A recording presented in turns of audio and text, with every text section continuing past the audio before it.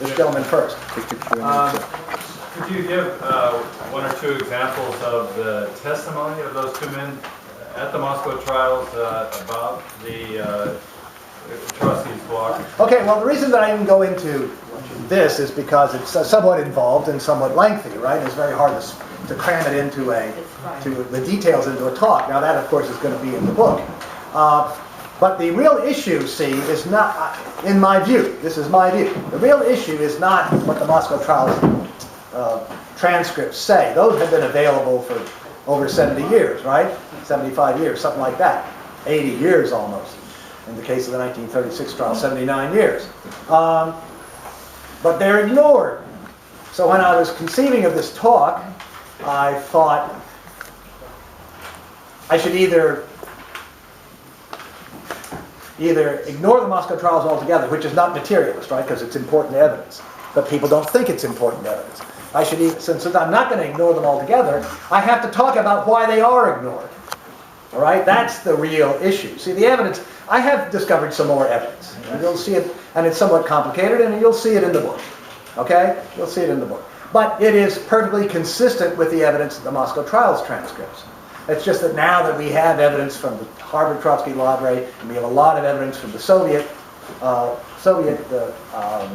former Soviet archives, we have more evidence now that we didn't have until after the fall of the Soviet Union, until the last few years, and in some cases until the last few months. But the real issue is, why is this evidence ignored? And that's what I wanted to talk about. Okay? As for exactly the details of the evidence, it's, as I say, it's somewhat lengthy to go into all of that, and you'll have to read it. But Rakovsky basically it has to do with pretrial statements. For example, Rakovsky made some pretrial statements, which we now have, which we didn't have before, which have been published by Trotskyist authors, Russian Trotskyist authors, but they did publish some of this stuff. And when you put that together with some stuff that Trotsky wrote, it's clear that that Trotsky collaborated with the Japanese. It's very strong evidence that Trotsky collaborated with the Japanese. That doesn't mean that it's going to be accepted. And that's really the topic. That's really the source of my talk. This gentleman over here was next. Before we go on, does anyone want more coffee? Yes. Okay, I'll make more coffee. Thank does you. anyone want to contribute more money? Not so much a question as much as a statement of support. Shoot. Anyone born after 1980 is given the truth, quote unquote. Everyone knows Soviets killed 100 million people. Or whatever. And we're growing up not looking to any alternative to monopolist capitalism, but these little fringe groups that don't really affect any change. I consider myself an amateur historian. I happen to love truth and history, being a scientific person. And when I wanted to tackle the 100 million, what I discovered should be more well known to anyone who has the internet connection. When you find out where the 100 million number came from, Robert Conquest is one main example. The guy counted anyone who entered the Gulag, even if it was 5 times in 5 years, as a single death. And so that knocks off their few 10 million, at 10 million here, 10 million there. Then we talk about Ukraine. We find out the Holodomor wasn't a systematic attack against the Ukrainian nation. It was part of a larger famine that affected even the ethnic Russians in eastern Ukraine. So we can knock that off the whole 100 million death count. And we get to the point where I discovered that the Stalin, quote unquote, may have, quote unquote, killed 370,000 to 1.7 million, but even that's not scientific. But what I just said is way more scientific than anything that I've been led to believe, or most people my age have been led to believe. And so having seen and be able to dissect what we're led to believe about Soviet history, I am in these last couple of years, thanks to the work such as by Furr, looking towards Soviet history and really realizing that it does offer an alternative to the current monopolist capitalism, this relationship we have with everything. We have to look to 20th century history. The work of professors such as Grover Furr are essential for people like myself to eventually break open the 20th century and bring it to the modern age. We must learn from the past, and we have to be really scientific about it. Otherwise, we'll be lost with this whole idea of 100 million, and we cannot look to the Soviet Union. That's all I have to say. Thank you. Thank you. Other questions? Yes, sir. Well, Go ahead. you've given us a kind of impenetrable chrysalis in which to live. But it seems to me that what one has to do is distinguish between a kind of rabid positivistic interpretation of evidence and a Marxist interpretation, which looks at evidence from an institutional point of view and tries to see institutions as the agencies of history. And we think of Trotsky, he very much wanted to get rid of the name Trotskyism. And talking with Coulomb and Hitler, Coulomb said, Trotsky will take advantage. They use a man's name to talk about revolution, as Trotsky said. But his dedication after the collapse of the opposition to Hitler and the failure of the Comintern to in any way raise the questions of method led him to say, we have to orient ourselves towards a new international. Because Marxism is international or it isn't. Revolution is international or it isn't. Workers of the world unite. It's a command we have to give to them. They don't naturally come to it. They need leadership.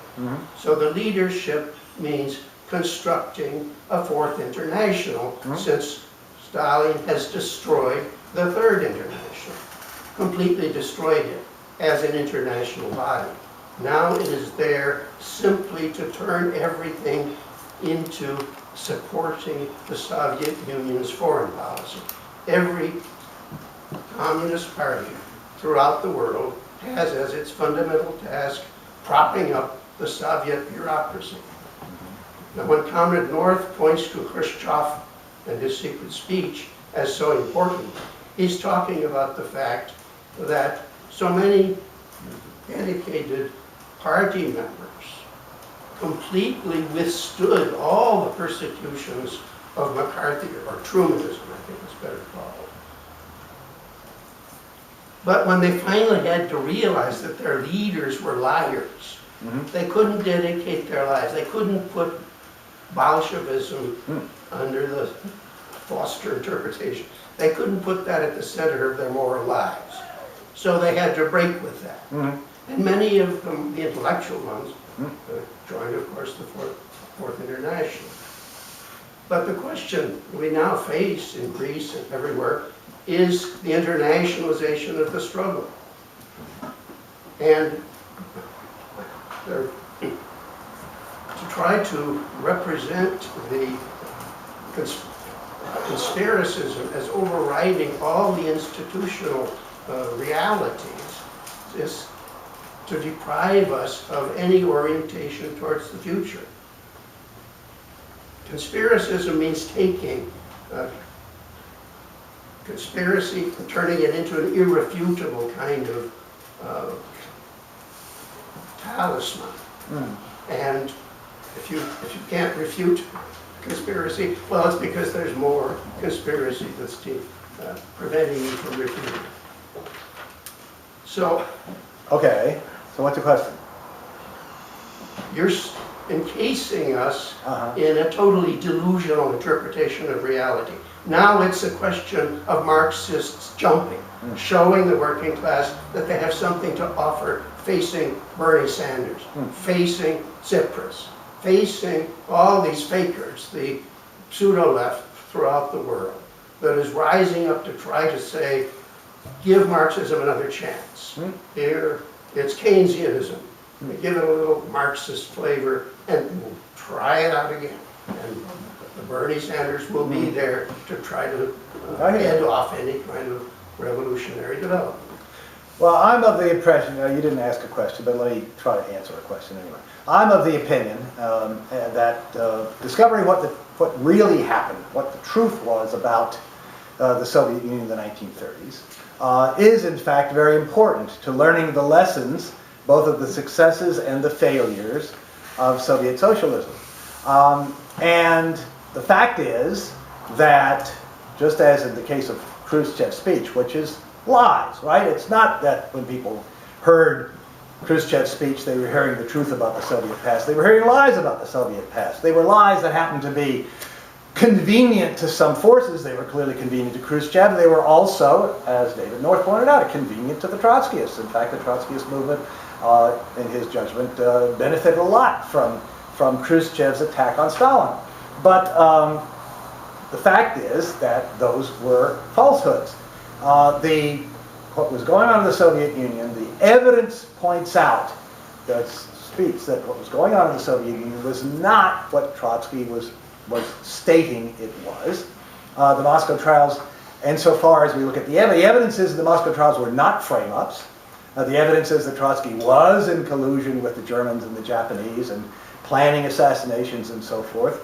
And I agree that you shouldn't make a direct connection between all of that and the validity of the theory of permanent revolution. You know, many Trotskyists say, well, the theory of permanent revolution is an accurate theory, or you could say it was an inaccurate theory, but it is somewhat independent of what Trotsky might have been doing in 1934, 35, 36, 37. Okay.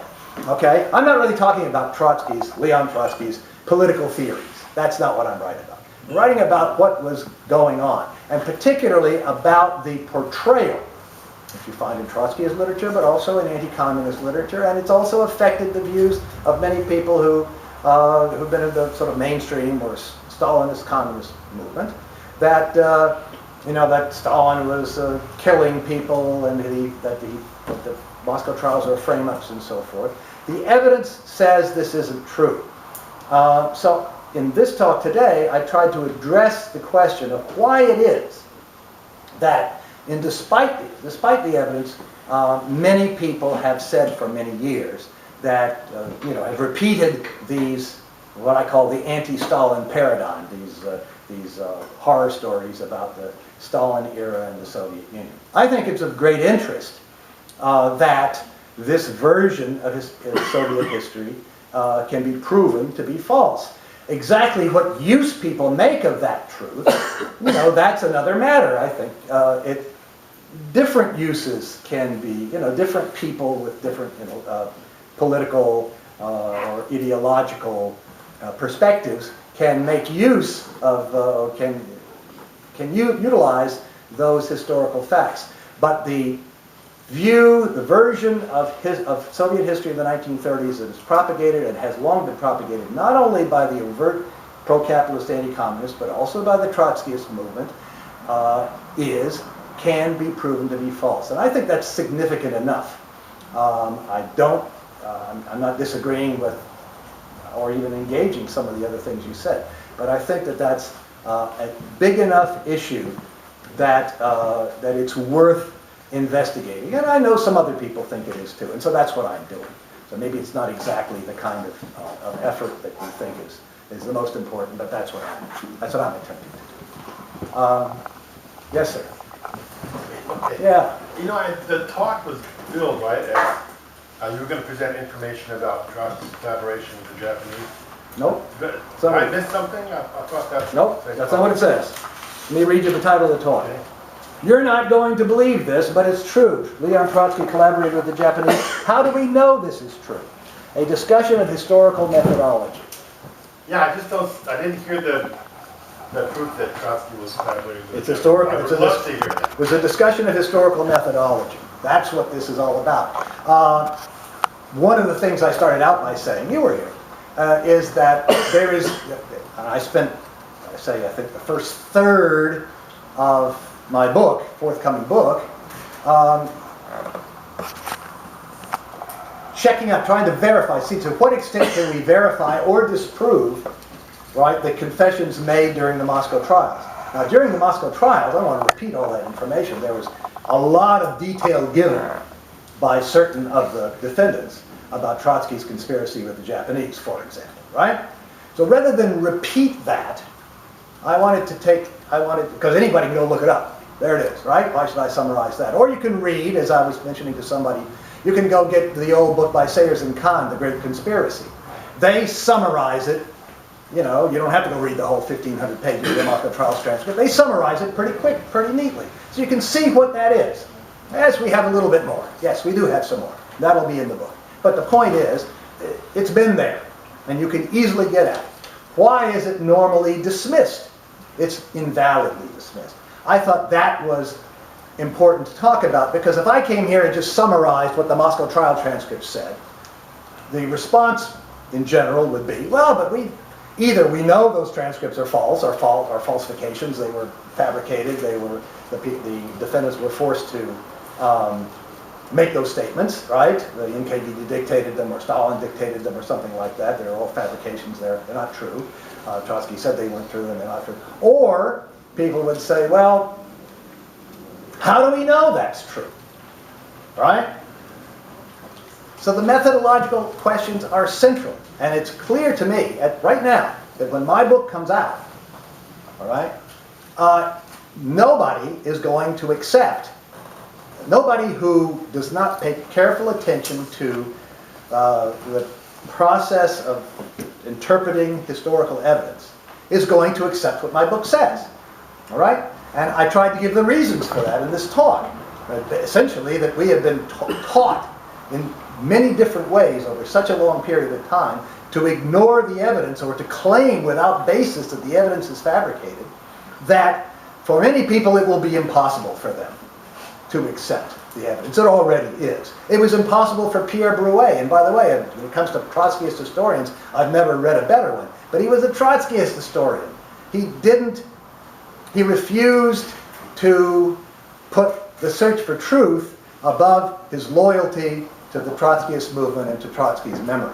So although he discovered some falsehoods, he discovered some lies that Trotsky made, because they are undeniable, because he discovered the evidence in the Trotsky archive, he downplayed tremendously their significance. He basically said they weren't significant. And at one point he does say, well, it does mean that Stalin was not simply fabricating everything. He was only fabricating 90% of it. But of course, he doesn't have any evidence that was the case either, right? He tried to downplay it, and other Trotskyist authors just ignore it. So the real issue is not, is there new evidence? Yes, there is some new evidence.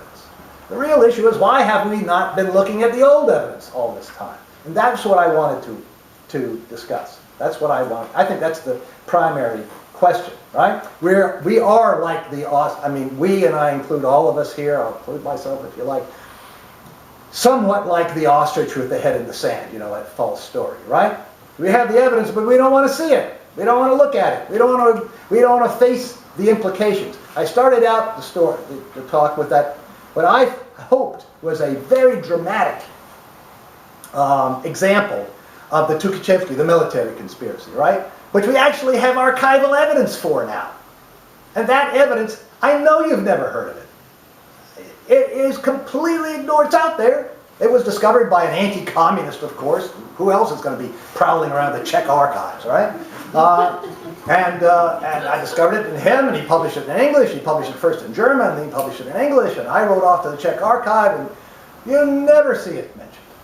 I've discussed it a little bit in my book, but you never see it mentioned. Why not? Because it doesn't fit. All right? It's like Galileo looking through a telescope and seeing the moons go around Jupiter. It doesn't fit the flat Earth theory, so it's not there. Now, I don't know if that satisfies you. If it doesn't satisfy you, I think I understand at least a little bit why it wouldn't. But I think this is the big issue. I'm going to get back to you, sir, but I'm going to take a few other questions first, okay? Yep. Yeah, so I think one of the reasons why it is difficult for a lot of people, and not just the Trotskys, to believe that Trotsky was not involved, because Trotsky was a revolutionary leader under Lenin, was in the Politburo, served the revolution, and then he continued to write about organize for a workers' revolution. So how does Trotsky then, that Trotsky is then conspires with complete opposite forces, which is Germany and Japan, and so that's why it's difficult to believe. Well, so that has to be. Sir, first of all, we're not in the process. We're not in the business of believing, right? Believing is not what it's all about. This is a revival meeting, brothers and sisters. This is not, we're not. That's not what this is all about. We're not here to test your faith in anything. Okay? We need to look at the evidence. The fact of the matter is, if you read the Moscow trials transcripts, which I tried to explain here are practically never read by anybody, not really, even people who claim that they've read them, haven't really read them, all right? If you read the Moscow trials transcripts, it makes perfect sense. Radek, for example, explains it, but so does Pyatakov in the second Moscow trial, which is mainly the anti-Trotsky Moscow trial, right? The third Moscow trial was the right Trotskyist bloc, which we know now really did exist, even though Trotsky always denied that it existed. And the first trial was the Zinovьevite Trotskyist conspiracy, okay? Sort of two different things. So the second Moscow trial is the main question here. The transcript is cheap. There's lots of them were published. You can get them for $7 or $8 by buying them online, and you can read it. It's only 600 pages long, and it's good.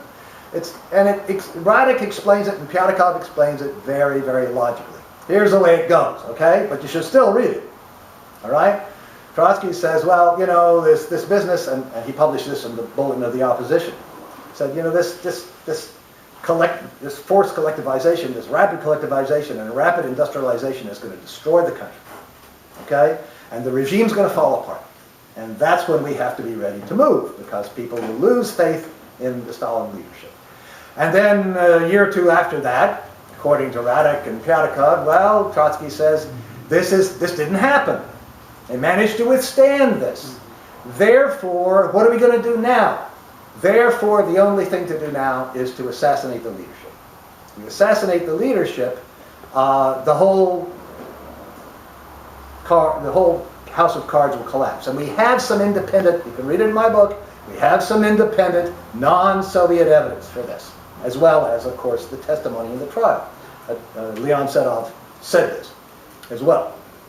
So, and he was outside the Soviet Union. So, okay, and Brouet accepted that evidence too. You never hear about it. Okay, so if we Trotsky now, if we assassinate the Soviet leadership, what's going to happen? There's going to be a great deal of internal turmoil in the Soviet Union, right? Okay? There's no provision for some sort of orderly change of regime. Therefore, the Germans and the Japanese will pick that moment to invade. And they will not simply attack, they will carve up the country. The Japanese want the Far East Coast, the Germans want Ukraine, the Poles want a big part of Ukraine and Yellow-Russia. That's what's going to happen. Therefore, we have to make a deal with the Germans and Japanese first. We have to go to them first so that this doesn't happen. Okay? But we don't want to just go to the Germans and the Japanese because we can't trust them. So therefore, we have to go to the British and the French as well. Because the British and the French have contradictions with the Germans and Japanese. And Sokolnikov talks about that because he was Soviet representative in England. And he talked to the British and the French.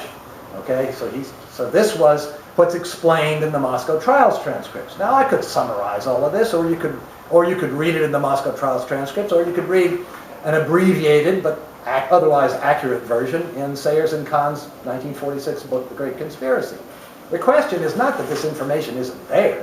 The question is that we have, and I'm saying we in an all-embracing way, it doesn't apply equally to everyone, we have been taught that this is all bunk. All right? But there's never been any evidence that it's all bunk. But Khrushchev and his guys said it was all bunk, and then Gorbachev and his guys said it was all bunk. And of course Trotsky was also saying it was all bunk for his own reasons. And so therefore, this consensus, all right, has convinced many people that it's all bunk. But of course, that's what I mean. You can't determine the truth by consensus. You have to look for the evidence. Last year, which was 2015, so 2013, I published an article, I did some research, published an article on the Katyn massacre that proves, I mean, I've shown it to lots of people, it proves that the official version of the Katyn massacre, that the Soviets shot these 14,000 or 22,000 Polish prisoners or whatever it was, could not possibly have occurred that way. Couldn't have occurred. Who's paying attention to this? Right? The Polish government is completely committed to this version of it. The anti-communists are completely committed to the version of Soviet guilt. Even the Russian government is committed to it because they inherited that from Gorbachev and Yeltsin. All right? So that, but what's the evidence for it? The evidence for it, if you study the Katyn massacre and the evidence, and I've always been interested in that, it's a fascinating kind of whodunit. You study for that, the evidentiary basis for that mountain of political conviction, of certainty, is very, very thin, and some discoveries in Ukraine just completely undercut it. Okay? So if you start looking for the evidence, you realize that this whole edifice of the Katyn massacre and how horrible it was and so forth. There was a review, last week, so the week before that, New York Times book review, another book about the Katyn massacre in English, and there were 2 in German reviewed in the beginning of June in the Frankfurter Allgemeine Zeitung. A friend of mine in Germany sent me here. I got one of them. I got to read it. It's